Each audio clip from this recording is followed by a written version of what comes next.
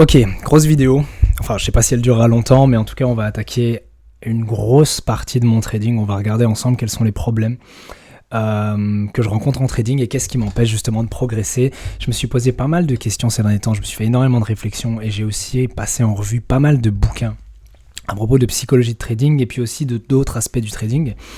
Et après avoir fait toutes ces lectures, toutes ces revues, toutes ces révisions, etc., j'ai tiré quelques conclusions dans ma tête. J'ai compris pas mal de choses, même énormément de choses en fait sur mon trading, et ce qui m'empêchait de réussir. Et j'aimerais aujourd'hui partager avec toi toutes ces réflexions parce que peut-être que ça pourrait aussi t'aider à identifier dans ton trading, dans ta stratégie, dans ta psychologie, les problèmes que tu as éventuellement et qui t'empêchent justement de passer à ce stade supérieur et de devenir rentable en trading. Du coup, on va direct aller sur l'écran. J'ai pris quelques notes. Sur quelques aspects que j'aimerais aborder dans la vidéo. Je vais vraiment essayer de passer tout en revue parce que je pense qu'il y a des choses intéressantes à dire dans chaque. Si maintenant t'as pas envie de regarder toute la vidéo, avance simplement et peut-être que tu tomberas sur les éléments qui te parlent, donc éventuellement tu peux déjà les lire et voir ce qui te parle. Mais donc j'aimerais d'abord parler du hedge. Alors on va prendre une couleur, j'ai pris un tableau blanc comme ça je peux dessiner dessus, mais donc d'abord j'aimerais parler du hedge. Donc le hedge, tu le sais sûrement, c'est globalement ce qui te permet d'avoir un avantage sur le marché, ou en tout cas sur les autres participants du marché. C'est ce qui va te permettre sur une série de trades de sortir gagnant net et non pas perdant net. Quelque chose que j'ai réalisé, si je vais le résumer en une phrase, c'est que je n'avais pas vraiment de hedge. Dans le sens où, dans ma tête, j'ai un hedge, mais il n'est pas clair, il n'est pas précis, il n'est pas écrit noir sur blanc. Alors tu vas me dire, oui, j'ai un plan de trading, mais le problème, c'est que je ne m'y réfère pas assez. On va d'ailleurs parler plus loin de la psychologie et du fait de respecter son plan, mais disons simplement que le problème que j'ai avec mon hedge, c'est deux choses. Il n'est pas assez clair. Okay, donc ça c'est une première chose, et je ne suis pas assez consistant, je ne le suis pas suffisamment que pour du coup être rentable sur les marchés. Autre problème aussi que j'avais rencontré, c'est la différence entre une stratégie, ou appelle ça un hedge si tu préfères, une stratégie discrétionnaire et mécanique. Alors, si tu n'as jamais entendu ces termes-là, pour te la faire simple, une stratégie qui va être mécanique, c'est quelque chose de très robotique. Ça veut dire que c'est une stratégie pour laquelle tu ne dois pas te poser de questions. C'est A ou B, c'est tu entres ou tu n'entres pas. C'est vraiment, tu as certains critères, ça peut être des indicateurs, ça peut être tout un tas de choses, mais tu as des critères très précis qui te disent quand entrer, quand ne pas entrer, où entrer. Bref, tu pourrais limite encoder tout ça dans un robot de trading et il pourrait trader pour toi. Ça, c'est une stratégie mécanique où la psychologie du trader entre très peu en compte parce que tout ce que ça a à faire, c'est respecter un processus. Et puis, tu as les stratégies discrétionnaires où là, c'est plutôt à l'appréciation du trader. Ça va être des stratégies un peu plus subjectives qui vont un peu plus demander l'évaluation du trader avec ses compétences. Et c'est plutôt le genre de stratégie que j'ai. Et alors, quand j'ai compris ça, je me suis déjà heurté à un premier obstacle, c'est que j'entendais beaucoup de gens, parce que vous le savez sûrement, mais je demande souvent conseil, que ce soit dans la communauté, que ce soit via YouTube, etc. Je demande souvent conseil aux gens pour améliorer mon trading, parce qu'il y a des personnes qui sont un peu plus avancées que moi et qui du coup ont des bons conseils à me donner. Et souvent j'entends des choses comme ta psychologie rentre pas vraiment en compte, ce que tu as à faire c'est appliquer ta strat, et puis quand tu as les critères pour entrer, tu entres, et quand tu n'as pas les critères pour entrer, tu entres pas. Et je me heurtais à ce mur mais j'ai pas vraiment de critères précis pour entrer. Donc je comprenais pas ce que ces personnes me disaient. Je comprenais pas quand elles me disaient, c'est simple. Si t'as A, B, C, tu entres. Et si t'as juste A, B ou que t'as que B, C, tu entres pas. Et du coup, j'étais là, mais c'est pas aussi simple que ça pour moi quand je dois entrer. Alors tu le sais peut-être si tu me suis depuis un petit temps, beaucoup de ma stratégie se base sur le fondamental.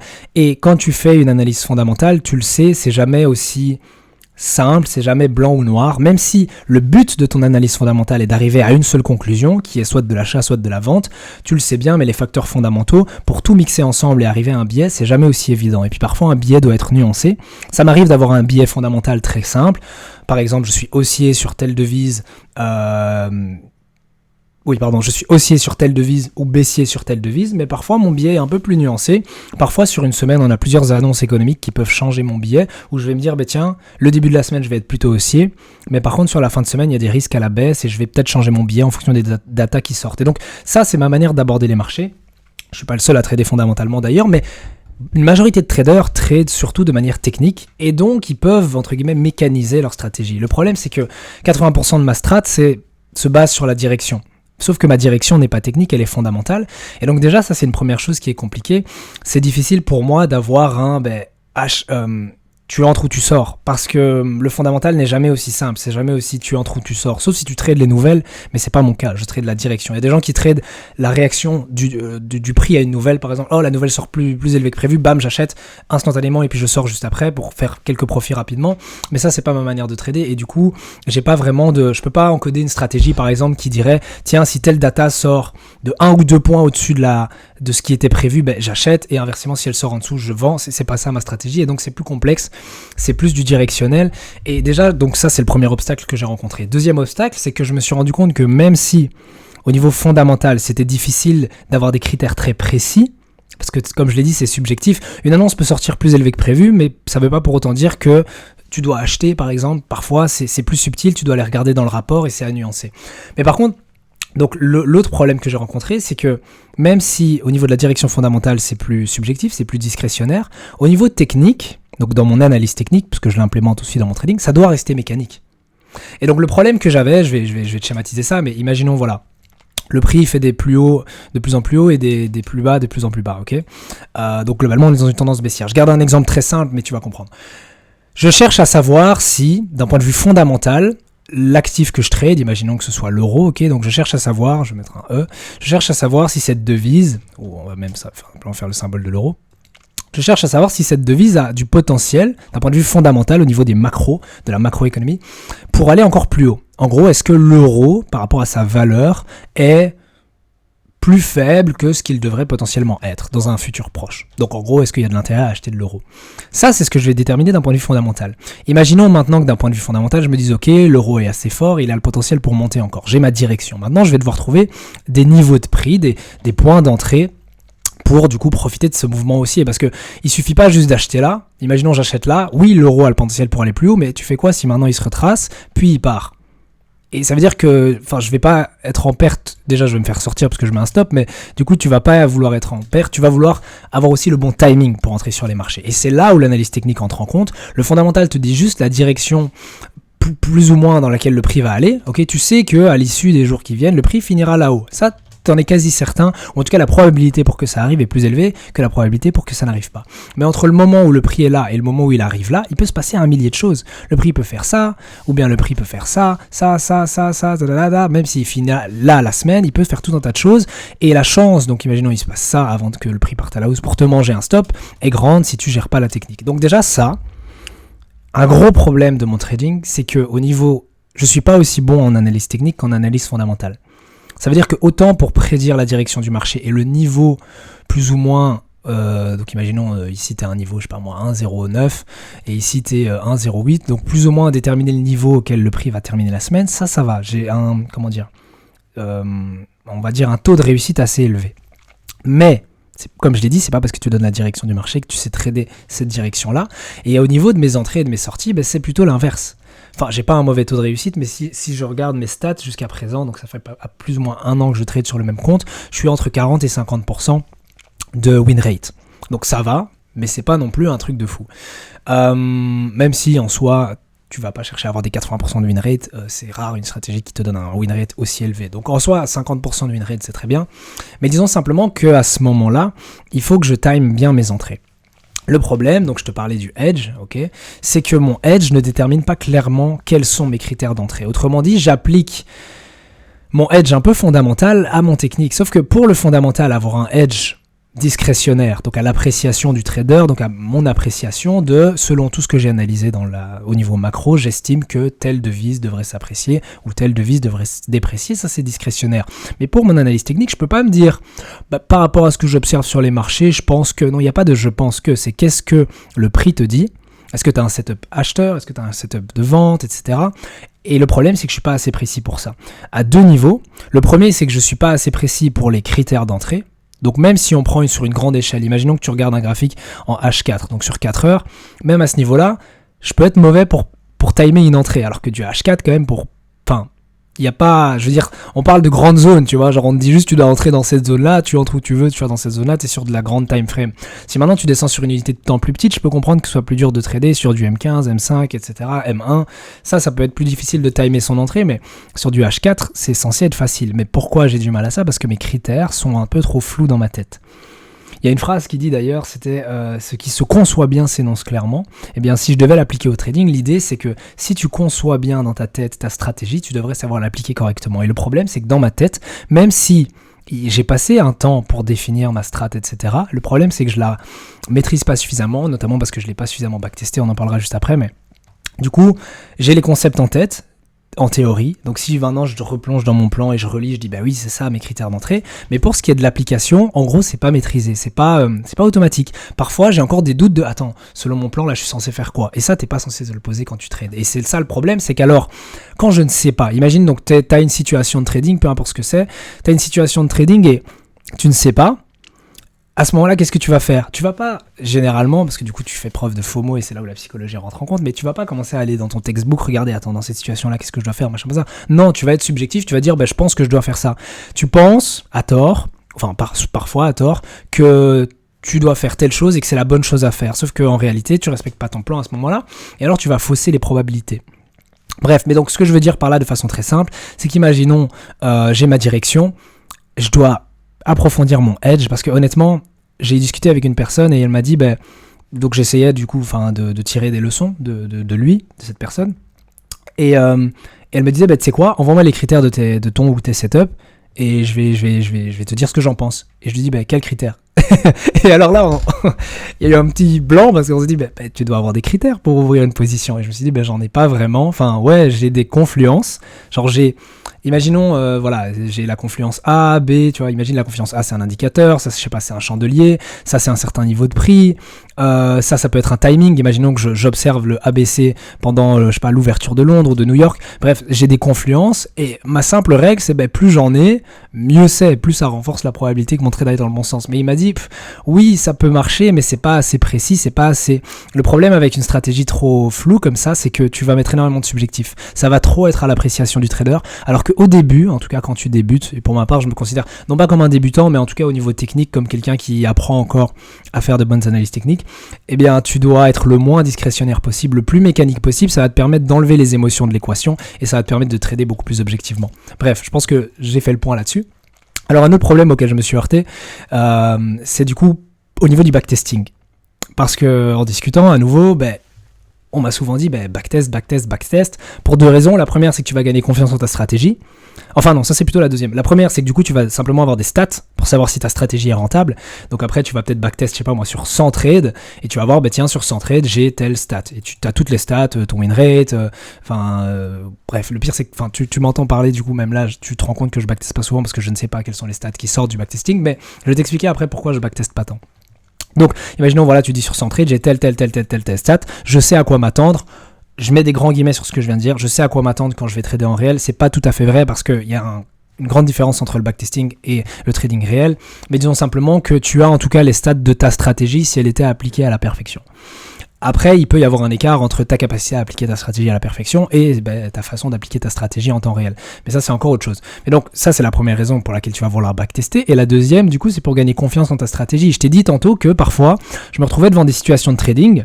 Imaginons, je sais pas, moi, tu as un setup, peu importe. Je dessine n'importe quoi, c'est le but. C'est pour que tu puisses vraiment appliquer ça à ton trading aussi. Parce que si je te mets des trucs très précis, ça va correspondre à mon trading et j'ai aussi envie que tu puisses t'identifier dans cette vidéo. Mais bref. Donc, imaginons, ceux-ci sont un setup, j'en sais rien. Si à ce moment-là, quand tu le vois en temps réel, et c'est le moment de passer à l'action, c'est plus le moment de se poser des questions, c'est le moment de passer à l'action, est-ce que tu prends le trade ou pas, ou est-ce que tu places un ordre limite ou pas, si à ce moment-là tu te poses des questions de attends, qu'est-ce que je dois faire, c'est problématique, parce que ça veut dire que tu maîtrises pas ta stratégie sur le bout des doigts. Ça doit être du par cœur, ça doit être du drill, ça doit être du j'ai tac, j'ai mes critères, bam, j'entre, je sors, je sais quoi faire. Idem, du coup, si tu es dans un trade pour gérer ta position, c'est pas après avoir ouvert ton trade, donc imaginons t'as un long, tu vois, donc t'as un trade à l'achat, le trade évolue dans ton sens, et puis il se passe un truc, tu vois, je sais pas, il se passe un truc, et tu commences à te dire, qu'est-ce que je dois faire? Est-ce que je dois garder la position ouverte? Est-ce que je dois la clôturer? Est-ce que je dois déplacer mon stop? C'est pas quand t'es dans une position que tu te poses ces questions-là, c'est avant, parce que t'as déterminé ta stratégie, et même avant le trade, t'as défini une sorte de mini-plan pour le trade. Tu as déjà défini avant d'ouvrir la position, tiens, j'ai envie d'entrer à tel niveau, j'ai envie de sortir à tel niveau, j'ai envie idéalement de sortir à tel niveau, et puis si maintenant le prix me donne, je sais pas moi, un modèle, un chandelier, un indicateur, une confluence de je sais pas quoi, qui me dit, à ce moment-là, il est temps de sortir, je sors, ou bien si tu es comme moi et tu trades le fondamental, imaginons que tu te dises, tiens, je garde la position ouverte, tant que la structure déjà va dans le sens de mon trade, et puis aussi tant que les fondamentaux soutiennent mon trade. Si maintenant d'un point de vue fondamental, j'ai une data qui me dit, non, en fait mon billet haussier pour tel actif, il est plus valide, et là on va rentrer dans une tendance baissière sûrement, parce que fondamentalement ça n'a plus de sens d'acheter telle devise, je cut aussi ma position. Ou alors je peux dire, tiens, je mets un stop un stop serré juste avant une annonce, parce que si l'annonce sort, je m'attends à une grande impulsion, et si l'annonce sort négative, je vais juste être complètement out. Si l'annonce sort positive, par contre, je vais avoir un pump à la hausse et donc je vais vouloir contraindre le prix. Enfin bref, je donne des exemples à la compte stratégie. Ça veut pas dire que c'est ce que j'applique, ça veut pas dire que c'est ce que tu dois appliquer, mais ce que je veux dire par là, c'est que au niveau du backtest, la deuxième raison pour laquelle tu vas vouloir backtester, c'est vraiment ça, c'est pour gagner confiance en ta stratégie et ne plus être là dans des situations réelles à te poser des questions. Tu dois la maîtriser sur le bout des doigts. Bref, ça c'est les deux choses. Le problème quand tu trades essentiellement d'un point de vue fondamental, c'est que comment est-ce que tu veux backtester ? Sachant que avant même de regarder les graphiques, et j'insiste là-dessus, donc imaginons que le carré ici ce soit une semaine, ok, donc tu as des barres, ça, j'ai plutôt même dessiné en ligne, ok, c'est une semaine de trading, tu vois, il peut se passer plein de choses, voilà, et ça c'est la semaine de trading, ça c'était lundi, ça c'était vendredi, cool. Le problème c'est que pour prendre des positions, même si j'ai des setups techniques, imaginons là j'ai un setup de vente, là j'ai un setup d'achat, même si j'ai des setups techniques, c'est pas ça qui détermine mes raisons d'acheter ou de vendre. La raison d'acheter ou de vendre, c'est mon setup fondamental. Donc imaginons maintenant d'un point de vue fondamental, avant d'attaquer la semaine, je me suis dit je cherche de l'achat, je vais chercher des setups d'achat. Même si je vois un setup technique ici, ou je sais pas moi là, de vente, je vais pas prendre ce setup là, je vais seulement prendre les setups d'achat et me dire bah tiens, j'achète, comme ça je profite de tel mouvement, et je profite de tel mouvement, je vais dans la direction global, fondamental du prix. Ça, c'est ce que je vais chercher à faire. Mais donc, fondamentalement, comme je utilise le fondamental pour déterminer la direction du prix, ça va être compliqué de backtest, étant donné que, comme je l'ai dit, ma stratégie fondamentale est discrétionnaire. Et donc, tu peux pas backtester. Et donc, après pas mal de recherches, je me suis dit, mais tiens, comment tu backtestes une stratégie fondamentale ? Parce que tu peux pas, par exemple, je pourrais pas revenir, par exemple, 1 an et demi en arrière, regarder ce qui s'est passé il y a 1 an et demi, et me remettre en temps réel dans la situation macro à ce moment-là, et tenir compte de tous les facteurs géopolitiques et macro, et me faire un biais fondamental. Ce serait trop compliqué. Ce que je peux faire, par contre, c'est aller regarder mes notes à ce moment-là, et me remettre là-dedans. Ça oui, mais si j'ai pas tradé il y a 1 an et demi, c'est compliqué. Et donc à ce moment-là, comment tu veux pouvoir trader ta semaine, et je parle bien pour les traders fondamentaux, comment tu veux pouvoir trader ta semaine, en tout cas backtester ta semaine fondamentale, d'un point de vue fondamental, sans fondamental. Enfin, c'est juste pas possible en fait. Le problème que tu vas adopter, et je vais te donner un exemple concret, imaginons maintenant donc tu trades le fondamental et tu cherches de l'achat. Okay, sur un actif. Et tu vois que le prix, donc par exemple, voilà, tu vois qu'il commence à faire des setups de vente et le prix se déprécie. Si tu backtestais ta strat, donc ça c'est le début de la semaine, c'est la fin de la semaine. Ok, je vais me mettre comme ça. Ok, c'est le début de la semaine, c'est la fin de la semaine. Si tu backtestais ta strat uniquement d'un point de vue technique, ok, donc tu ne regardes pas les fondamentaux, bah ici tu aurais cherché de la vente, ici tu aurais cherché de la vente. Sauf que si maintenant je te dis, bah, en réalité toi, quand tu étais là en temps réel à ce moment-là, tu cherchais de l'achat. Donc tu ne prêtes pas attention à ce setup. Tu prêtes pas attention au setup de vente, tu sais que tu cherches de l'achat. Et puis, selon ton analyse, tu considères peut-être que, je sais pas moi, la journée du jeudi pourrait être le catalyseur. Donc ça veut dire le jour durant lequel il y a l'annonce économique qui va permettre au prix de pump à la hausse. Typiquement, tu as une décision de politique monétaire, tu as un rapport sur l'emploi, sur l'inflation, et tu sais, bon, quand je dis tu sais, tu ne sais jamais vraiment ce qui va se passer. Mais quand je dis tu sais, ça veut dire les probabilités sont plus grandes pour que le prix pump à la hausse ce jour-là. Donc toi, ce que tu fais, c'est tu te positionnes pas là, non, ça t'intéresse pas parce que tu vois des setups de vente et tu cherches de l'achat, je le rappelle. Une fois qu'on arrive proche de l'annonce, t'as pas nécessairement de setup d'achat, mais tu sais que le prix va pump à la hausse. Enfin, en tout cas, la probabilité que ça se passe, elle est double, soit le prix pump, soit le prix chute, tu vois. Donc à ce moment-là, du coup, tu vas prendre un stop suffisamment large et tu vas déjà te positionner à l'achat. Même si t'as pas nécessairement encore la confirmation, t'as peut-être un pré-setup, mais t'as pas la confirmation. Tu vas déjà prendre ton setup à l'achat et puis alors tu vas avoir le pump et le prix ne va probablement plus jamais revenir à ces niveaux-là. Bref, c'est un exemple de scénario. Mais donc dans ce scénario-là, si maintenant si tu veux backtester ça d'un point de vue technique, tu serais en short. Et puis là, tu vois que le prix part à la hausse complètement et tu es toujours en short et tu te fais sortir et tes positions sont clôturées. Alors que la réalité, c'est que si tu avais backtest fondamentalement, mais ce qui n'est pas vraiment possible, c'est tu sais que tu aurais pris de l'achat à ce moment-là. Donc c'est compliqué. Donc du coup, après avoir discuté avec pas mal de personnes, après avoir fait pas mal de recherches sur internet, il y a deux possibilités quand tu veux backtest du fonda. Soit tu backtest les datas et non pas le prix. Donc ça veut dire que tu vas pas vraiment regarder le graphique, mais tu vas backtest les datas. Par exemple, tu vas prendre le CPI et tu vas regarder les 10 dernières publications du CPI et voir comment le prix a réagi par rapport à ça. Ok. Autre possibilité, tu backtest le NFP, tu backtest les politiques monétaires. Par exemple, tu sais peut-être que dernièrement, les 4 dernières décisions de politique monétaire de la Fed, le prix a généralement réagi à l'opposé de ce qui était prévu. Donc imaginons, et pourtant il n'y avait pas nécessairement de surprise, mais à chaque fois les données ou la décision de politique monétaire a été interprétée comme plus dovish que prévu, même si pourtant la décision était hawkish, ok, la décision, bon, c'est dur d'écrire avec une souris, la décision était hawkish, mais les marchés à chaque fois ont réagi dovish à la nouvelle. Ça, par exemple, c'est juste de l'observation, et en backtesting, ça peut être utile de savoir ça. Mais maintenant, comme je te l'ai dit, sur une semaine, commencer à backtester trade par rapport au fondamental, c'est trop compliqué. Donc ça, c'est une première possibilité, c'est backtest les data et non pas les semaines et le prix, etc. Autre possibilité, c'est pas de faire du backtesting, et je pense que c'est ce que je faisais sans le savoir, mais du coup, maintenant, je peux mettre des mots dessus, c'est faire du forward, on va le dire en français, testing.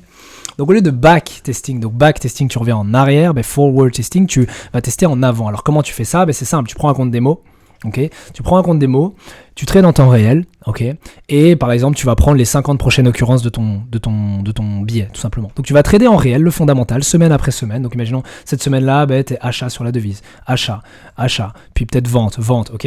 Alors là tu vas prendre tous les setups d'achat techniques qui s'alignent à ton billet fondamental d'achat. Même chose ici, puis là tu prends de la vente, Puis une fois que tu as récolté un échantillon suffisamment grand, 20, 50, 100 trades, ça c'est à toi d'évaluer ce qui est suffisamment grand. À ce moment-là, tu vas avoir des stats. Alors, le désavantage de cette stratégie, forcément, de cette façon de backtester, c'est que ça va prendre plus de temps, puisque du coup, tu ne peux pas trader plus vite que le temps qui s'écoule. Mais l'avantage, c'est que ce sera beaucoup plus réaliste, étant donné que tu auras intégré le fondamental, pour ma part, qui trade le fondamental, tu auras intégré le fondamental à ton backtesting, plutôt que de backtester des années et des siècles de price action sans intégrer le fondamental, alors que le fondamental constitue 80% de ta stratégie. Bref, donc ça c'était un gros problème que je rencontrais en trading, c'est que je savais pas comment backtester ma strat, je savais pas comment récolter des stats, et je pense que je vais m'orienter plutôt vers le forward testing, parce que c'est ce que les traders de fondamentaux font essentiellement, ou bien comme j'ai dit, ils tradent les data, ils backtestent les data. Mais comme je l'ai dit, backtester comme ça des semaines, c'est compliqué. Okay, donc ça, c'était un gros problème que je rencontrais. À chaque fois, en fait, quand je te présente ces problèmes-là, c'est que j'ai pas encore de solution miracle. Oh, c'est bon, j'ai résolu le problème. J'ai pas encore résolu le problème, mais en tout cas, je sais la direction dans laquelle je veux aller. Parce que souvent, en trading, imaginons que ça, c'est ta croissance, c'est ta courbe de progression, pardon, pas de croissance. C'est ta courbe de progression. Donc ici, tu mets progrès, et ça, c'est le temps. En trading, en fait, tu vas jamais faire ça. Ton progrès en trading, ça va jamais être comme ça. Tu vas progresser un peu, et puis parfois, tu vas rencontrer des plateaux où tu rencontres un gros problème en trading et tu sais plus quoi faire en fait. T'es là et imaginons maintenant tu veux récolter des stats pour ta strat, ok. Imaginons que tu as défini un super edge, tu as ta nouvelle stratégie, tu vas la tester. Et puis tu rencontres le même problème que moi, tu te dis que c'est une strat fondamentale et tu sais pas comment la backtest. Et donc pendant peut-être une semaine, tu vas être bloqué, tu vas avoir ta strat mais tu sauras pas comment la backtest. Et donc tu vas faire tes recherches, tu vas poser des questions, etc. Et puis après tu progresses de nouveau, tu la backtest, etc. Et donc c'est vraiment par palier que tu vas progresser en trading. Un peu comme les hausses de taux d'intérêt des banques centrales. Et du coup, c'était vraiment ça la phase dans laquelle j'étais dernièrement. C'est que je stagnais, en fait, je savais plus quoi faire. Et donc, à chaque fois que je stagnais, en fait, tous les problèmes que je t'ai mis là, ça résume des problèmes sur plusieurs mois, ce que je te présente là. Mais c'était des choses auxquelles j'ai fait face. Par exemple, le truc du hedge, je me suis rendu compte en discutant avec les gens que j'avais pas de hedge. Ok, maintenant, je sais que je dois faire un hedge. C'était pas clair. Bon, du coup, je sais que je dois être plus précis dans mes entrées, avoir des critères très précis. Donc, je dois en gros définir une stratégie d'entrée, et puis aussi de sortie. Et puis aussi une stratégie de gestion de trade, une stratégie de gestion des risques, etc. J'étais pas consistant dans le sens où, ça aussi, j'aimerais bien en parler, ou alors est-ce que j'en parle plus tard? J'en parlerai plus tard, mais la consistance, je t'en parlerai ici avec les séquences de trade. Mais bref, j'étais pas assez consistant. Ça veut dire que même pour te l'évoquer seulement, même si j'avais la strat qui me dit tiens, tu prends les 10 prochaines occurrences de ton setup, j'étais encore trop discrétionnaire, parce que j'ai vraiment pris cette habitude d'être discrétionnaire avec le fondamental. J'étais trop discrétionnaire dans l'application de ma strat technique, et du coup je prenais les setups que je sentais. Mais le problème, c'est que si tu prends ces setups là, tu peux pas savoir à l'avance lesquels vont être des gagnants et des perdants. Imaginons ça c'est un win, ça c'est un win, ça c'est un win.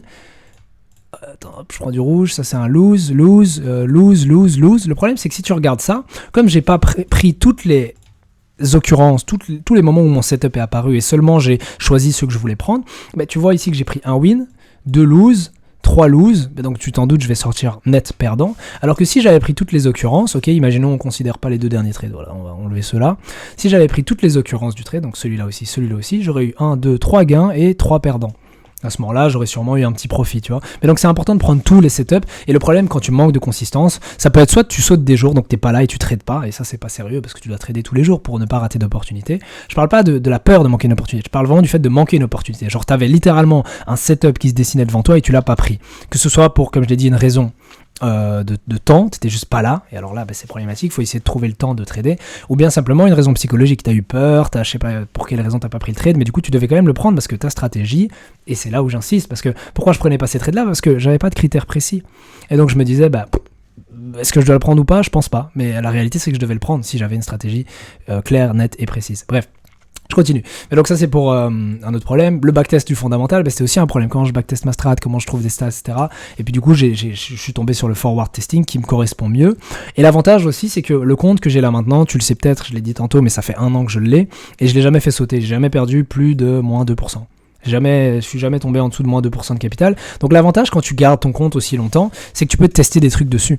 C'est pas un compte démo en tant que tel, dans le sens où c'est un compte auprès d'une propre firme, mais ça n'empêche que ce compte-là me permet de m'entraîner. Parce que c'est comme si je m'entraînais en réel, et en même temps, du coup, ça me permet de faire du forward testing. Par exemple, là, je pourrais prendre les 1 an de data et voir, du coup, les stats de ma stratégie actuelle. Et me dire, tiens, en fait, il faut que je l'améliore parce que ma courbe de croissance ne fait pas ça, mais elle fait ça, et elle reste à l'horizontale, tu vois. Et donc, il serait bien de la mettre légèrement vers le haut, et puis encore plus, et puis encore plus. En bref, t'as compris l'idée. Et alors, du coup, aussi un élément que j'aimerais aborder, et du coup, c'est ce qui va faire le lien avec la fameuse gestion des risques et la peur, c'est le manque de stats. Comme je backtestais pas, ou en tout cas comme je forward testais pas, je manquais de stats. Et donc le problème quand tu manques de stats, alors ce que j'appelle les statistiques, c'est par exemple si je te dis, ok, c'est quoi ton pourcentage de gain moyen, plutôt ton win rate moyen. Ça veut dire sur une centaine de trades, en moyenne, tu peux espérer en gagner combien ? 30%, 40%, 50%, 60%, etc. C'est une bonne stat.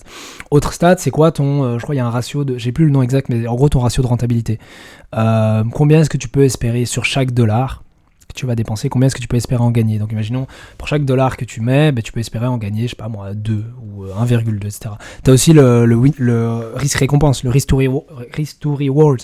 Ça aussi, tu vois, ça peut être intéressant de regarder. Tu peux aussi avoir des stats sur le temps auquel tu trades.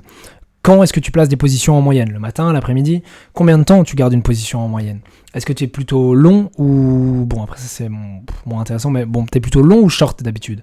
Et est-ce que quand tu es majoritairement long, est-ce que le marché est bien en tendance haussière ? Et quand tu es majoritairement short, est-ce que le marché est bien en tendance baissière ? Ou est-ce que tu as tendance à trader contre la tendance ? Bref, tu récoltes des stats grâce au backtesting, grâce à l'application de ta strat, même de façon hypothétique ou de façon réelle avec du forward testing. Mais une fois que tu as des stats, tu peux commencer à passer au niveau supérieur. Mais le problème, comme je manquais de stats, il y avait 2 effets à ça, c'est que je manquais de confiance en ma strat, parce que imaginons maintenant, si je te dis, ok, avec ces stratégies-là, genre je te donne une stratégie miracle, tu es sûr de gagner un trade sur 2. Et ton RR, ton ratio risque-récompense, c'est de 1,3. Ça veut dire que pour chaque dollar que tu risques, tu peux en gagner 3. Et imaginons tu TP à chaque fois avec cette stratégie-là, ok ? Soit tu es SL, soit TP. On ne parle pas des profits partiels, etc. Et imaginons maintenant que je te dis que tu gagnes 50% de tes trades d'office, ok ?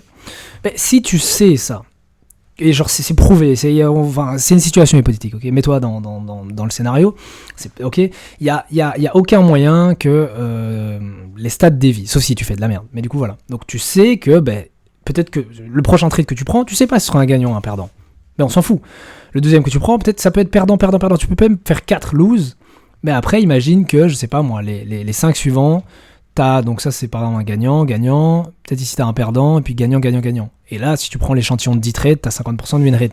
Et donc ce que je veux dire par là, c'est que d'un trade à l'autre, tu peux jamais savoir ce qui va se passer, et tu dois d'ailleurs avoir aucune attente, juste tu respectes ta strat, t'appliques ton setup, avec des critères précis, je rappelle, mécanique, et puis juste tu laisses les probabilités se jouer.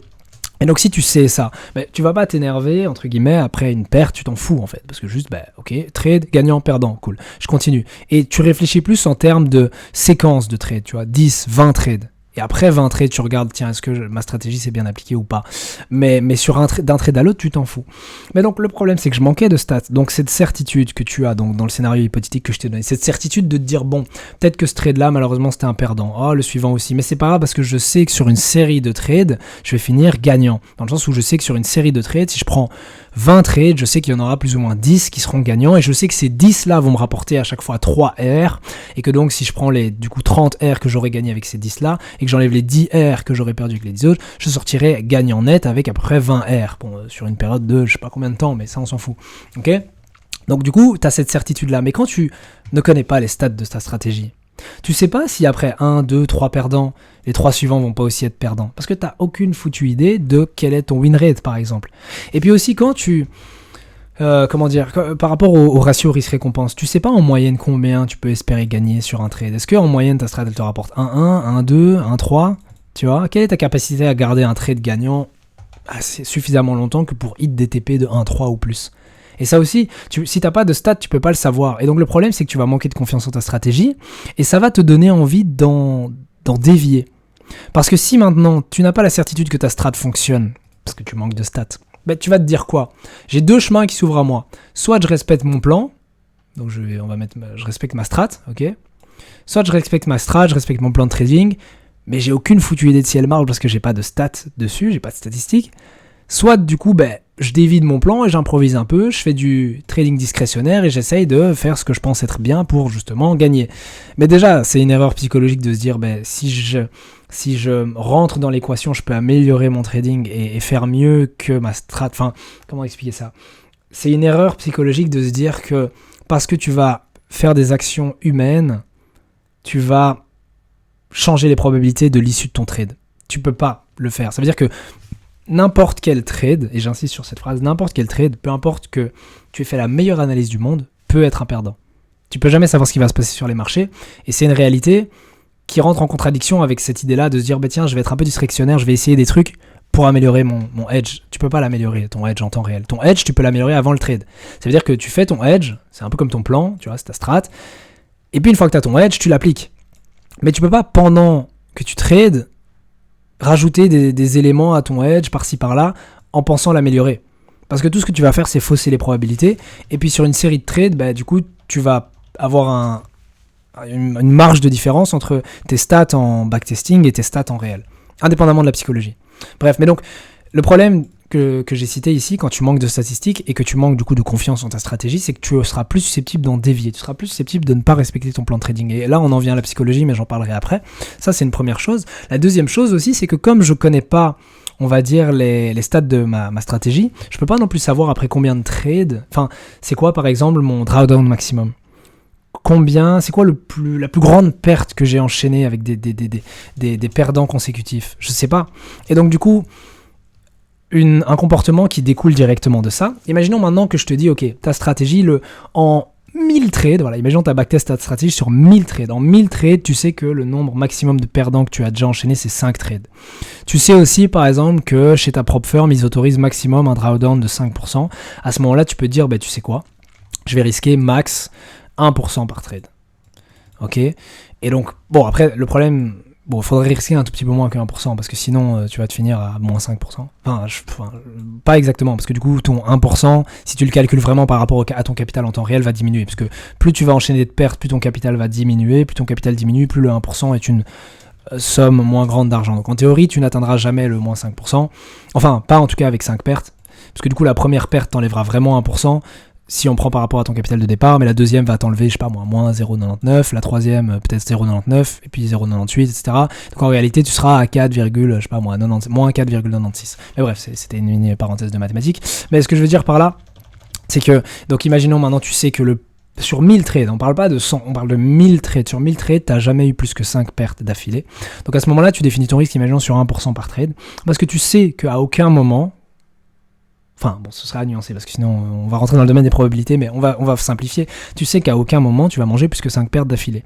Donc imaginons, tu prends, ça c'est ton capital de départ, tu prends un gagnant, puis un perdant. Enfin, oui, normalement le gagnant te rapporte, on va dire, 3. Ok, 3 R, on va dire. Puis tu prends un perdant, moins 1%, plus, je sais pas, moins 2%, etc., etc. Bref, ton capital fluctue, mais tu sais qu'à aucun moment. Tu vas perdre suffisamment que pour faire sauter ton compte. C'est ça que je veux dire. Donc à ce moment-là, tu as confiance en ta strat et tu sais que tu n'as pas nécessairement besoin, et c'est ça le point auquel je veux en venir, tu n'as pas nécessairement besoin de diminuer ton risque après une perte. Parce que imaginons, voilà, tu as ton capital de départ, ton compte monte, tu perds un peu, tu montes, tu perds un peu, tu montes, cool. Et puis là, tu commences à rentrer dans une série de drawdown et tu perds, tu commences à t'inquiéter. Et là, par peur, tu dis, tu sais quoi, je divise mon risque par 2. Sauf que le problème de ça, et c'est ce que j'avais expliqué tantôt avec l'occurrence de tes trades, tu peux pas savoir lequel va être un gagnant et un perdant, le problème de ça, tu divises ton risque par 2, mais imagine maintenant que tu divises ton risque par 2 et tu as un plus 3R. Le problème c'est que ton plus 3R qui t'aurait peut-être permis d'arriver là, il va te faire arriver que là. et tu te dis ah merde, j'aurais dû garder mon risque initial, tu reprends ton risque initial et boum, tu perds de nouveau. Et tu paniques de nouveau, tu divises ton win rate, tu divises ton risque, et du coup tu perds encore, imaginons un peu, mais tu perds moins, là tu es à ton capital de départ. Et le problème, en fait, ce que je veux dire par là, c'est que si à chaque fois tu divises ton risque, peut-être pas systématiquement après une perte, mais en tout cas quand tu prends des pertes, tu divises ton risque, c'est que tu divises ton risque, mais tu divises aussi le gain potentiel que tu vas faire. Sauf que là, à la limite, ça peut être une stratégie de gestion des risques. Attention, je suis pas en train de dire qu'il faut pas faire ça, ça peut être une stratégie de gestion des risques, mais le problème c'est que tu sais que selon ta strat, tu vas jamais manger plus que 5 pertes d'affilée. Donc tu sais que si tu as une perte, 2 pertes, 3 pertes, en fait plus tu as de pertes, plus la probabilité qu'un gain se présente, est grande. Tout comme, prends l'exemple de pile ou face, tu joues au jeu pile ou face, est-ce que c'est possible de faire 10 fois pile d'affilée ? Oui, en tout cas j'espère que tu as répondu oui, c'est possible. Mais plus tu vas faire pile, plus la probabilité que face tombe dans cette séquence est grande. Attention, je précise un truc, ça veut pas dire que, imaginons là maintenant je te demande quelle est la probabilité d'avoir, oui on va dire ça comme ça, quelle est la probabilité d'avoir, ici imagine que c'est pile, donc j'ai eu 1, 2, 3, 4, 5, 6, 7, 8, j'ai eu 8 fois pile d'affilée en lançant ma pièce, quelle est la probabilité d'avoir face ? J'espère que dans ta tête tu réponds 50%, parce que il y a des gens qui vont dire du coup la probabilité est plus grande. Non, la probabilité dans ta séquence, t'as une plus grande chance d'avoir un face par la suite, mais la probabilité quand tu lances une pièce d'avoir pile ou face, elle est de 1 sur 2, et ça change rien, sauf si ta pièce est truquée, elle est de 1 sur 2, j'insiste là-dessus. Mais donc ce que tu dois comprendre, et c'est pour ça que les probabilités c'est un truc mindfuck, et pour ceux qui étudient ça à l'université c'est un enfer, mais ce que tu dois bien comprendre, c'est que oui, tes chances d'avoir, donc après plusieurs pertes, un gain augmente, mais si j'enlève donc cette vision séquentielle où on a plusieurs trades et que je prends juste un trade à la fois, sur ce trade-là précisément, lui, t'as pas plus de chances de gagner que de perdre. Enfin, après je dois faire rentrer le hedge en compte, et si tu prends le trade, c'est justement que t'as plus de chances de gagner que de perdre, mais ce que je veux dire par là, c'est que ton hedge, les probabilités de ton hedge ne changent pas par rapport au perdant que t'as eu précédemment. C'est pas parce que tu viens de te manger 3 pertes que les probabilités que ton hedge fonctionne, cette fois-ci, sont plus grandes. C'est ça que je veux dire. J'espère que tu as bien compris. Bref, mais donc, la peur j'ai mis blowout mon compte, la peur de faire sauter mon compte, en fait, me poussait à diviser mon risque systématiquement. Et donc, je me retrouvais, par exemple, dans des phases gagnantes, puis je me retrouve dans une phase perdante, pour laquelle je diminue mon risque. Donc, ça veut dire que, quelque part, diminuer ton risque dans une phase perdante atténue la pente, on va dire, de ta courbe de croissance. Sauf que là, c'est une courbe de décroissance. Mais le problème, c'est que aussi, si maintenant tu fais des gains, ça va diminuer, ou en tout cas augmenter le temps qu'il va te falloir pour remonter, parce que du coup, tu vas gagner qu'un tout petit peu. Et là où tu aurais pu peut-être make up, donc on va dire maquiller tes pertes en peut-être 2 gagnants, tu vas te retrouver à devoir en faire 4, 1, 2, 3, 4, sauf que tu te souviens de ces trucs-là. La probabilité que tu fasses 4 gains d'affilée, elle est faible, tout comme la probabilité que tu te manges 4 pertes d'affilée. Et donc du coup, quand tu comprends ça, si tu connais tes stats, et j'en reviens à vraiment ces stats qui sont importantes, si tu connais tes stats, que tu sais que tu peux pas te manger plus de 5 pertes d'affilée, ou en tout cas la probabilité est très faible, disons 1% de chance que ça arrive, à ce moment-là, tu vas pas diviser ton risque. Parce que imaginons là tu sois à plus 1%, plus 2%, imaginons même plus 3% sur ton compte, cool, donc tu es à plus 3, ok cool, puis tu te manges une perte, 1%. Puis du coup, tu te manges une deuxième perte, moins 1%. Mais c'est pas grave, parce que tu sais que le pire scénario qui puisse arriver, c'est que tu descendes à moins 1, moins 2, moins 3, moins 4, moins 5, si tu descends jusque-là. Mais même à ce moment-là, tu seras que à moins 2 sur ton compte, et tu sais que à ce moment-là, à un moment dans l'équation, ton compte va repartir à la hausse parce que tu vas te manger un plus 3. Sauf que si tu divises tes si tu divises ton risque, ce qui va se passer, c'est que tu te retrouves avec un moins 0,5, oui, mais un plus 1,5. Et l'erreur que tu pourrais faire là, c'est de te dire, alors à ce moment-là, je réaugmente mon risque, et tu te manges de nouveau une perte, et tu perds plus que ce que tu avais. Enfin bref, et donc du coup, c'est vraiment débile, parce qu'à ce moment-là, si je devais le dessiner graphiquement, donc tu as moins 1, imaginons que cette hauteur-là soit moins 1, tu as moins 1, puis du coup tu te dis, ah merde, je vais diviser mon risque, sauf qu'au moment où tu divises ton risque, tu as plus 1,5, cool, tu repasses au-dessus, sauf qu'à ce moment-là, du coup tu te dis, je remets mon risque de base, donc hop, tu repères moins 1. Ce que je veux dire par là, c'est que ta courbe de croissance va être erratique, elle va ressembler à rien, ça va pas être un beau truc lisse, bon c'est jamais vraiment lisse, mais ça va pas être quelque chose de on va dire... lissé, voilà, c'est pas lisse mais c'est lissé, ça va vraiment être quelque chose de bam, bam, bam, et donc c'est pas ce que tu as envie d'avoir, et puis d'autant plus que tu vas fausser, comme je l'ai dit, les probabilités de ta strat. Tu vas fausser les probas et du coup tu vas te retrouver dans une situation dans laquelle t'as pas envie de te retrouver. Bref, mais donc, diminuer le risque quand je gagne, augmenter diminuer le risque quand je perds, j'ai mal écrit, bref, augmenter les risques quand je gagne, etc. C'est pas une bonne chose. En tout cas, c'est pas une bonne chose si ça vient d'un manque de stats. C'est pas une bonne chose si c'est la peur. Si après une série de pertes, tu perds confiance dans ta stratégie, tu commences à avoir peur de perdre de l'argent et tu te mets à diviser ton risque pour ça, c'est pas une bonne chose. Si maintenant, parce que tu as une stratégie de gestion des risques qui te dit, tiens, selon mes stats et mes datas, il est conseillé quand j'enchaîne 3 pertes d'affilée de d'abord diviser mon risque et ensuite de remonter et puis peut-être de reprendre mon risque normal, à ce moment-là, ok, ça respecte une stratégie de gestion des risques qui a fait ses preuves par le passé, selon ton backtesting. Mais si maintenant c'est juste de la peur, si c'est un élément psychologique, ne le fais pas. Et pendant longtemps, c'est ce que je faisais. Et c'est ce qui explique que pendant longtemps, j'étais dans des phases gagnantes avec un risque réduit par peur du coup de faire sauter mon compte alors que c'est jamais arrivé. En un an, c'est jamais arrivé, j'ai jamais perdu plus de 2%. Donc autrement dit, j'ai jamais pris plus de 4 pertes d'affilée parce que du coup, je risque 0,5 par trade en moyenne. J'ai jamais pris plus que 4 fois 0,5. Donc moins 4 fois 0,5. C'est ce pourquoi du coup mon compte est jamais passé en dessous de moins 2%. Ok, mais donc, voilà, c'est ça que j'essaie d'expliquer.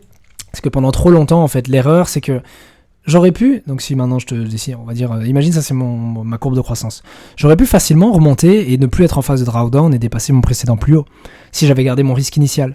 Mais comme j'avais divisé mon risque par 2, toute cette impulsion-là que tu vois, imaginons qu'elle fasse cette hauteur-là, ok, on va pas mettre de mesure, imaginons qu'elle fasse cette hauteur-là, elle est divisée par 2, puisque du coup, comme tu divises ton risque par 2, tu divises aussi tes gains par 2. Et donc, je me retrouve toujours en drawdown avec le prix qui est là. Enfin, en tout cas, mon capital qui est là. Bref, je pense que tu as compris ce point-là, mais donc ça aussi, c'était un gros problème dans mon trading et je dois vraiment, du coup, le travailler, faire deux choses, en fait, mettre en place une stratégie de gestion des risques et aussi arrêter de diviser mon risque quand il n'y a pas de raison de le faire. Arrêter de diviser mon risque si ça ne rentre pas dans ma stratégie de gestion des risques et surtout si la seule raison pour laquelle je le fais, c'est la peur de perdre plus d'argent. Parce que ça y est, je viens de me manger 1 perte, 2 pertes, 3 pertes, et je suis là, punaise, ça fait mal au compte, et ça fait mal à l'ego. Qu'est-ce que je fais si je me mange encore une perte? Et alors je divise mon risque par 2, comme ça je prends une mini perte, et puis alors, j'ai encore pris une perte, donc je vais encore diviser, et après tu te retrouves avec des trucs riquis comme ça, et ça va pas. Ça veut dire, c'est pas sérieux. Bref, aussi élément important, et là je vais te donner un exemple concret. Tu connais pas la séquence de tes trades. Donc imaginons je prends 10 trades. 1, 2, 3, 4, 5, 6, 7, 8, 9. Et on va mettre le petit dixième ici. Ok, je prends 10 trades d'affilée. Ok, tu connais pas la séquence de tes trades. Ça veut dire que si tu diminues ton risque ou l'augmentes aléatoirement, et j'insiste là-dessus, c'est pourquoi la gestion des risques est importante. Si tu diminues ou augmentes ton risque aléatoirement. Imaginons maintenant que mon risque il soit de 1, on va dire %, pour simplifier. Donc je prends 1 R ici. Et puis après, je prends une perte, j'ai peur, je prends 0,5. Sauf que je connais pas Imagine, je prends 0,5, je regagne, mais j'ai peur de... Tu sais, je suis pas encore en confiance. Je me dis, je vais quand même garder 0,5, on sait jamais, j'ai pas envie de me remanger une perte. Je monte à 0,5, puis je reprends mon risque de 1, je prends un gagnant, et puis tu sais, j'augmente même mon risque à 2%. Ok, puis bam, je prends une perte, je mets 2, puis là, oh là là, ça va pas, je mets 0,5, 0,5, 0,5, 0,5. Tu vas comprendre. Ok, parce que je vais paniquer. Imaginons le premier trade, cool, c'est un perdant. Ok, bam, c'est un perdant. Ok, c'est ce qui m'amène à avoir peur et je prends du coup 0,5 de risque. Cool. Le deuxième trade s'avère être un gagnant, donc je vais mettre win. Enfin, win, j'aurais dû mettre lose du coup, pour rester congruent. Donc le deuxième est un perdant, cool, mais comme je te l'ai dit tantôt, j'ai pas encore confiance, j'ai peur, vas-y, tu sais quoi, je prends encore 0,5. Il s'avère que c'est un gagnant, cool, je monte à 1, d'accord, à ce moment-là, cool. Je monte à 1, c'est aussi un gagnant, trop bien, je monte à 2, sauf que là, bam, c'est un perdant, shit, ok. Je fais preuve de revenge trading et je me dis non, je vais pas me laisser faire comme ça, je garde mon risque à 2, il suffit que je fasse un trade et je rattrape ma perte de 2%. Bam, c'est de nouveau un perdant, très mal au compte, moins 4% en 2 trades, bam. Ok, je divise mon risque par 4, je suis en panique totale, cool. Je divise mon risque par 4, de nouveau un perdant, shit. Je reste à 0,5%, ok. Je me dis bon, c'est bon, je vais pas diminuer plus mon risque que ça va, mon compte est encore dans... Imaginons que mon compte soit dans le vert, ok, ça va, mais quand même ça fait mal à l'ego, ici les 2 pertes, c'est pas grave, j'ai juste pris une perte à 0,5. Je continue, et puis c'est un gagnant. Maintenant, si on devait calculer les R, ok, donc là c'est un perdant, je perds 1 R, donc on va mettre moins 1. Ici c'est un gagnant, je prends plus 1,5. Ok. Gagnant, plus 1,5. Ici du coup plus 3. Et là du coup moins, je vais mettre les deux ensemble, donc moins 4. Ok. Donc déjà juste ce trade là efface tout ça, il reste plus que 0,5. ok, de profit. Donc en réalité, là, pour l'instant, je suis à plus 1%. Okay, si tu fais bien le calcul avec moi. Donc je t'ai dit les 2 pertes ici, ensuite moins 0,5, donc je suis à plus 0,5. Et puis 3 gagnants qui ensemble, à chaque fois je simplifie, je dis que c'est des 3 R, mais voilà, qui me font du coup 1,5, 3, 4,5, et au total je finis avec un profit de 5. Ok. Je vais pas refaire tout le calcul, mais si maintenant tu gardes ton risque constant, tu remarqueras que tu as pris 4 pertes, ok. Tu as pris 1, 2, 3, 4, 5, 6 gains, d'accord. Donc fais le calcul, oui, puisqu'il y avait 10 trades, donc tu as 6 gagnants, c'est quand même un bon ratio de victoire, c'est 60% de win rate. Tu avais 6 gagnants, ce qui te fait du coup 6 fois 3 R, ok, ce qui te donne 18 R, et puis tu as perdu 4 R, ok, moins 4 R pour les 4 perdants. Je dis bien si tu gardes le même risque de 1% sur tes trades, ce qui te fait un profit de 12 R. Enfin, de 12%, parce que j'avais parlé en pourcent, de 12 R, alors que là, tu en as fait plus 5. Donc, le fait que tu intègres ta subjectivité, le fait que tu intègres du discrétionnaire à ton trading, à ta gestion des risques, fait que tu te retrouves avec un profit beaucoup plus réduit parce que ton cerveau n'est pas capable, parce que comme je l'ai dit, là, c'est subjectif. C'est pas tu suis une stratégie de gestion des risques qui te dit après X perdant, je dois diminuer, je dois augmenter mon risque. Non, non. Ici, tu te retrouves à diminuer ton risque par peur, à l'augmenter par trop de confiance, etc. Tu fucked up complètement les probabilités et ta gestion des risques t'amène à avoir un profit. Alors, heureusement, tu sors en profit, mais ça aurait pu être un autre scénario. Et tu te retrouves avec... Et je pourrais même dire, imaginons que tu as un ratio bien pire, tu vois, t'enlèves ce gain-là, qui est un gros gain. Imaginons ici, ce soit aussi un perdant, et je t'enlève un des 0,5 et ce soit aussi un perdant. Même dans ces cas-là, tu te retrouves quand même avec un R bien plus élevé que ici. Donc si tu refais le calcul, tu as 3 x 4, donc 12 R moins 6 R. 12 R moins 6 R, et tu te retrouves du coup avec 6 R. Donc ça reste quand même plus élevé que ce 5 R là. Bon, c'est un exemple hypothétique, mais... Parce qu'on pourrait jouer avec les probabilités, et je sais très bien qu'il y a des personnes qui vont dire mais regarde, si tu prends telle séquence de trade avec win, lose, lose, win, win, win, et que tu fais telle... Oui, c'est possible, encore une fois, mais ce que je veux dire par là, c'est que si tu avais simplement gardé ton R à 1, ok, donc tu gardes ton 1R tout du long, parce que tu sais que tu vas pas perdre plus que 5R, ça peut pas arriver, de toute façon, à partir du moment où tu perds 1, 2, 3R, imaginons, voilà, tu t'as moins 1, moins 2, moins 3, puis à ce moment-là, tu fais un gagnant, plus 3R, boum, tu retombes à 0. Puis après, tu refais un gagnant, plus 3R, puis hop, tu manges 2 pertes, t'es à plus 1R, puis boum, plus 3R. Ce que je veux dire par là, c'est que si tu respectes ces stratégies, après, encore une fois, il faut que les stats aient prouvé que elles fonctionnent, ok, et que du coup, tu as 50% de win rate, etc. Mais tu n'as aucune raison de diviser ton risque quand tu as peur et quand tu perds, etc. Okay, et ça, c'est une erreur que je faisais pendant beaucoup trop longtemps. C'est ce qui, du coup, comme je l'ai dit, tu vois l'exemple à la fin, attends, je vais remettre. L'exemple à la fin, ici, c'est vraiment con parce que, comme il a divisé son risque à 0,5, 0,5, 0,5, ben ici, juste sur ces 3 trades-là, il aurait pu prendre 9 R, littéralement. Si on prend encore l'exemple du 1,3 de ratio risque-récompense. 9 R. Et au lieu de ça, il en a pris que 4,5. Tu comprends? Et donc, alors que là, on aurait pu même suivre la logique, mais tiens, il aurait peut-être pu augmenter son risque parce qu'il a pris un gagnant, il remonte à 1, mais ça reste subjectif, et le subjectif n'a pas sa place dans le trading, ça, j'insiste là-dessus. Pendant trop longtemps, je faisais cette erreur-là, et certes, ça m'a protégé dans les phases perdantes, ça je suis d'accord. Ça veut dire que quand j'étais dans des phases drawdown, ça m'avait protégé, en aplatissant un peu ma courbe de perte. Mais dans les phases gagnantes, le problème, c'est qu'au lieu d'avoir une courbe comme ça, où tu remontes, j'avais vraiment une courbe comme ça, quoi. Et donc, les gains ne compensaient pas les pertes, justement, parce que j'avais tendance à diminuer mon risque en phase perdante, sauf que, sur base de ce que je t'avais expliqué tantôt, généralement, imagine, je prends un perdant, deux perdants, je me mettais à diminuer mon risque, mais souvent, ce qui arrivait, c'est qu'alors, je me retrouvais avec des gagnants ici. Parce que du coup, je venais de manger une perte, 2 pertes, 3 pertes, et comme je te l'ai dit tantôt, ta strat, elle dit par exemple que tu prends jamais 5 pertes d'affilée. Et je t'avais dit que plus tu vas manger de pertes d'affilée, ou plus tu vas avoir pile, plus la probabilité qu'à un moment, ça veut pas dire le prochain trade, mais ça veut dire à un moment, face arrive dans la séquence. Ça veut pas dire que sur ce trade-là, il y a plus de chances que t'es face que pile, mais ça veut juste dire que dans la séquence, il y a un moment où tu vas bien devoir gagner. Comme quand tu perds en trading, il y a un moment où tu vas bien devoir gagner. Donc En fait, une phrase un peu philosophique qui peut t'aider à comprendre ça, c'est... Dis-toi qu'à chaque perdant, tu es un peu plus proche de la victoire. Et c'est vraiment ça l'idée, c'est que du coup, je divisais mon risque au moment où j'avais plus de chances qu'un gain se présente. Et c'est débile. Et à l'inverse, quand je gagne, même chose. T'es pas un dieu, ok? T'es pas un super trader gagnant de malade. Donc si tu gagnes 1 fois, 2 fois, 3 fois, 4 fois, tu t'en doutes, il y a un moment où tu vas te manger une perte. Même une petite, mais il y a un moment où il va falloir que tu perdes. Tu peux pas avoir des séquences de 10 trades gagnants, 100 trades gagnants d'affilée, non.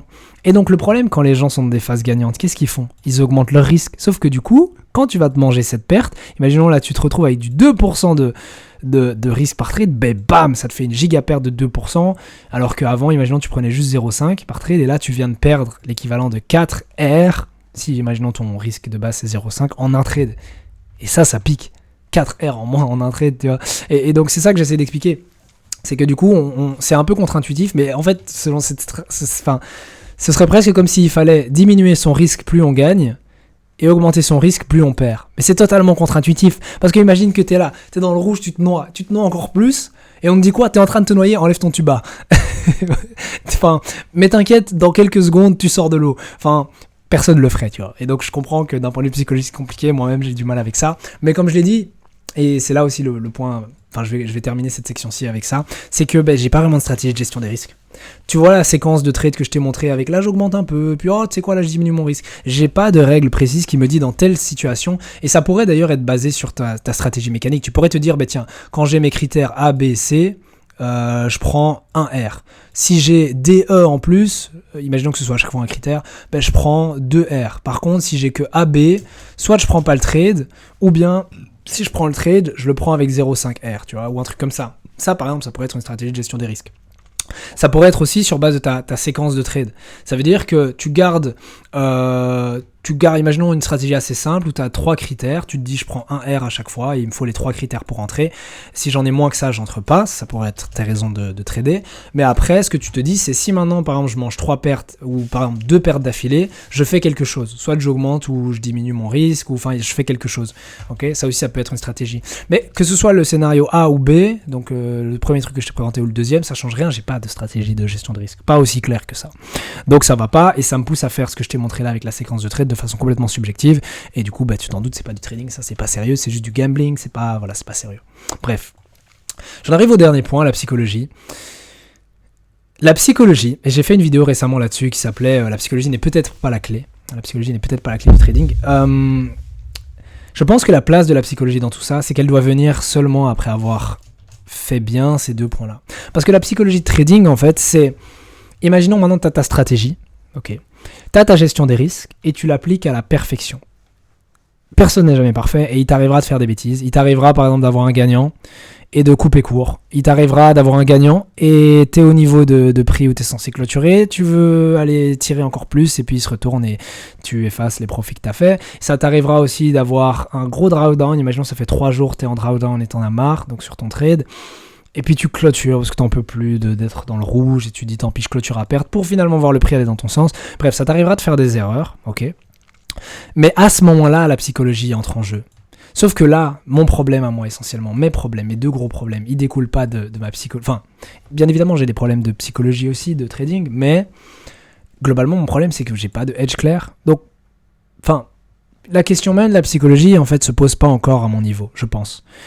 Et c'est trop mis en avant, et j'en parlais d'ailleurs dans la vidéo. Si tu l'as pas vu, je t'invite à aller la voir, parce que j'explique bien, mais pour te la résumer, globalement, j'expliquais que c'est parfois trop mis en avant ce fameux « la psychologie, c'est la clé », la psychologie de trading. Je pense que la psychologie, c'est un peu comme, imagine que tu avais différents milestones, on va appeler ça des niveaux, tu vois, et que ça, c'était la réussite en trading, tu vois, le succès. Et tu dois passer d'un niveau à l'autre pour finalement arriver au succès. Et je pense que la psychologie, c'est vraiment le dernier niveau en trading. Mais le premier niveau, si je devais le définir, ce serait définir un edge.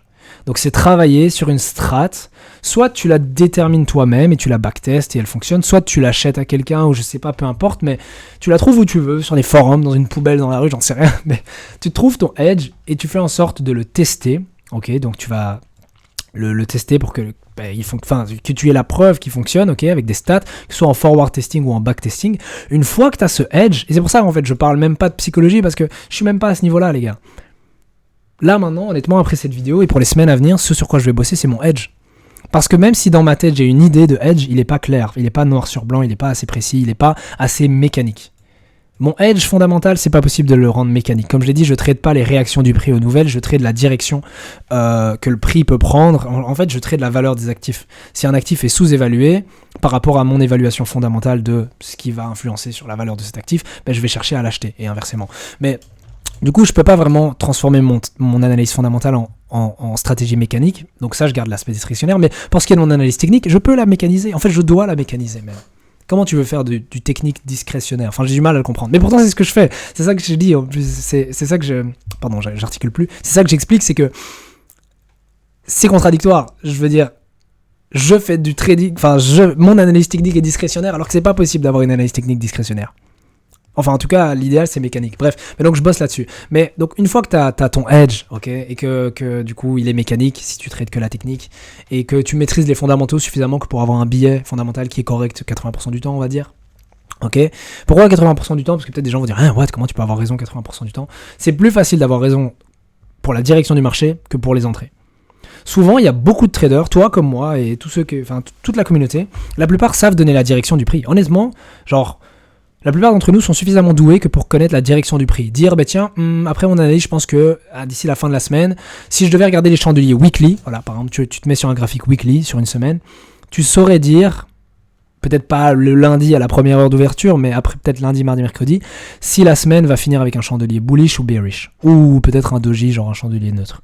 Je pense que la plupart des gens savent donner la direction du prix. Mais timer les entrées, hein, ok, trouver le bon timing pour entrer et sortir, ça c'est plus compliqué. Et souvent nos erreurs, elles découlent de là. Mais bref, une fois que tu as ton edge, ta strat, ton plan de trading, appelle ça comme tu veux, enfin c'est pas vraiment la même chose, mais on va simplifier. Ok, à ce moment-là, tu peux commencer à te poser des questions peut-être sur le backtesting, ok, donc sur, il faut que je backteste ma strat pour voir si elle fonctionne. Et puis aussi, tu vas vouloir implémenter une certaine gestion des risques. Mais la gestion des risques, comme je l'ai dit, en fait, tu vas la faire par rapport à ton backtesting. Selon ta strat, quel est le nombre maximum de pertes que tu peux avoir? Enfin, en gros, quels sont... La gestion des risques, j'aime bien voir ça comme à quel point est-ce que tu dois te protéger par rapport à ce que ta stratégie fait. Sauf que pour savoir ce que ta stratégie fait, tu dois faire les stats. Une fois que tu as les stats de ta strat, à ce moment-là, tu vas vouloir te protéger contre les éventuelles choses négatives qui peuvent arriver. Si tes stats te disent que tu peux enchaîner 10 pertes d'affilée, tu vas avoir une gestion des risques appropriée. Tu vas pas risquer 10 R par trade si tu sais que tu peux avoir 10 pertes d'affilée. Tu vas diminuer ton risque. Si par contre maintenant, tu as vraiment une strat qui est assez rentable, enfin dans le sens où elle a un taux de réussite assez élevé, à ce moment-là, imaginons que tu prends que 2 ou 3 pertes max d'affilée avant un gain, tu peux peut-être avoir un risque plus important que les autres. Mais bref. Et une fois du coup que tu as défini tes stats, une fois que tu as backtest et que tu as ta gestion des risques, à ce moment-là, la question du réel, et du coup tu passes en trading réel, se pose, et donc de la psychologie de trading. Parce que la seule chose, quand tu as ton edge qui est défini, ta stratégie et tout, la seule chose qui t'empêche du coup le pont en fait qu'il va y avoir entre ces choses-là et le succès en trading, ça va être la psychologie. Ça va être l'application de ton plan en fait. Je l'ai résumé ici, mais une fois que tu as un plan clair, tout ce qui te reste à faire, c'est l'appliquer. Sauf que moi, j'ai pas de plan clair. Ça, c'est où j'en suis pour le moment. C'est aussi une mise au point dans mon aventure pour devenir trader pro. Et ce que j'aime bien, j'avais discuté avec un membre de la communauté aussi. Il m'avait dit simplement que ce qu'on appelle une bonne psychologie de trading, c'est quand tu suis ton plan de trading. Une mauvaise psychologie de trading, c'est quand tu ne suis pas ton plan de trading, c'est quand tu en dévies, tout simplement. Et donc ton but à ce moment-là, mon schéma devient un peu brouillon. Mais donc si je devais résumer, donc tu as ton edge, ok. Après tu vas faire ton backtest, je mets juste les lettres, backtest, plus du coup ta gestion des risques, ok. Et une fois que tu as ça, le pont qu'il va y avoir pour du coup avoir le fameux Saint Graal, le succès en trading, ok, ça va être par la psychologie. La psychologie va être ce qui va te permettre de passer au succès. Et la psychologie, du coup, c'est soit tu as une bonne psychologie et du coup tu respectes tout ce que tu as mis en place avant, là, ok, et à ce moment-là, du coup, théoriquement, ta stratégie fonctionne tout simplement, tu l'appliques correctement en fait. Soit du coup tu as une mauvaise psychologie. Et à ce moment-là, en fait, le problème ne vient plus de là, mais le problème vient de là. Le problème, c'est que tu as une bonne stratégie qui fonctionne en théorie, mais tu sais pas l'appliquer. Et alors là, le problème est psychologique, et ça sera le sujet d'une autre vidéo. Mais pour ma part, je suis encore là. Parce que comment tu veux chercher à appliquer une bonne stratégie si tu n'as même pas de stratégie?